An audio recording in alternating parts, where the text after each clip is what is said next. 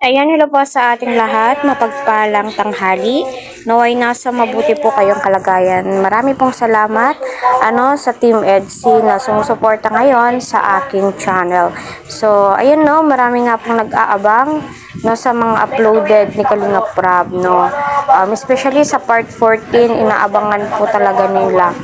So, ngayon naman po, no, si Beyonce ay matutupad na nga po ang kanyang pangarap. Tinupad nga po ito ng mga sponsors, mga Good Samaritan.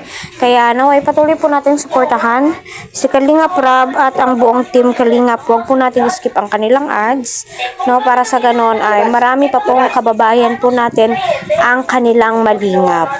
So grabe yung blessings kay Beyonce, no? Umaapaw, no? At deserve naman po talaga ni Beyonce na siya ay matulungan. Kasi kita naman po natin kung gaano nga po kahirap ang kanilang pamumuhay. No, hirap din po ang kanyang tatay, nagki-caretaker, nasa bundok, at saka, ayun yung hanap buhay nila, naglalabada ang kanyang nanay, So, para sa akin, no, mas mainam po talagang dumiskarte, no, kasi napakahirap po talaga ng buhay ngayon. So, panoorin po natin. Kompleto na po.